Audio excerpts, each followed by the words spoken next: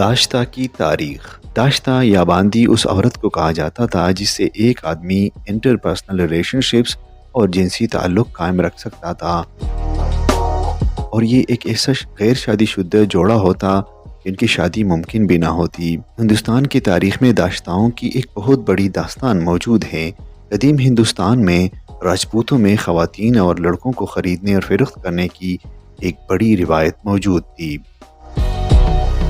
شادی نہ کرنے کی مجبوری کئی وجوہات کے بنا پر ہو سکتی ہیں، جیسے کہ سماجی مراتب میں فرق، پہلے سے کسی شادی کا رائج ہونا، مذہبی ممانعت، پیشہ ورانہ رکاوٹیں مثلا جیسا کہ روم کے فوجیوں کے ساتھ ہوا تھا، یا متعلقہ ارباب مجاز کی جانب سے رشتہ داریوں کا تسلیم نہ کیا جانا۔ تاریخی طور پر رئیس لوگ حرم قائم کرتے تھے جس میں کئی داشتائیں رہتی تھیں، ان سے یہ لوگ جنسی تعلق قائم کرتے تھے، جبکہ ان کی شادی شدہ بیویاں الگ سے ہوا کرتی تھیں۔ اس تعلقات سے یا تو اولاد کی طلب نہیں ہوتی تھی یا پھر ان سے ہونے والی اولاد کو کم تر موقف حاصل ہوتا تھا۔ دوستو، یہ ساری چیزیں غیر مسلموں میں اور خاص کر غیر مسلم بادشاہوں میں اور حکمرانوں میں مشہور تھی۔ ہندوستان کی تاریخ میں داشتاؤں کا رواج، دنیا کے تقریباً ہر سماج میں داشتائیں موجود رہی ہیں۔ قدیم ہندوستان میں راجپوتوں میں خواتین اور لڑکوں کو خریدنے اور فروخت کرنے کی ایک بڑی روایت تھی۔ بعض امیر لوگ خواتین کو اپنی حوض کے لیے خریدتے اور ان کا استحصال کرتے تھے۔ کچھ لوگ اپنی بیٹی کی شادی بھی بیٹی کے ساتھ جہیز دینے کے لیے خریدتے تھے۔ بہت سے طوائف بھی اپنے غیر اخلاقی پیشہ کے لیے لڑکیوں کو خرید کر استعمال کرتے تھے۔ اس رواج کو ختم کرنے کے لیے برطانوی حکومت نے راجپوت راجاؤں پر زبردست دباؤ ڈال دیا تھا۔ نتیجے کے طور پر 1847 میں جے پور ریاست میں یہ کاروبار غیر قانونی قرار دیا گیا۔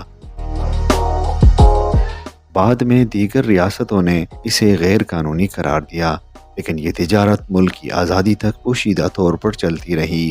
عام طور پر گھریلو خدمت گزار یا ان کی اولاد کو اس طرح استحصال کے لیے استعمال کیا جاتا تھا۔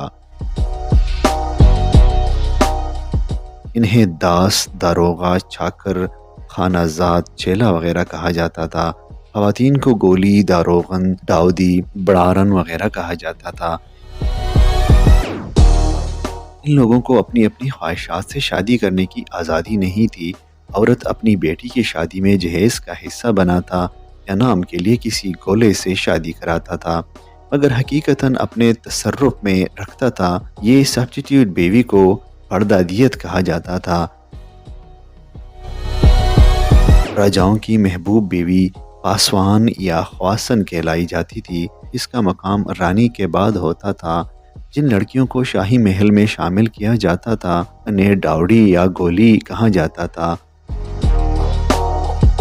وہ ایک نوکرانی کے طور پر کام کرتی تھی یا مالک کی بیٹی کی شادی میں دی جاتی تھی۔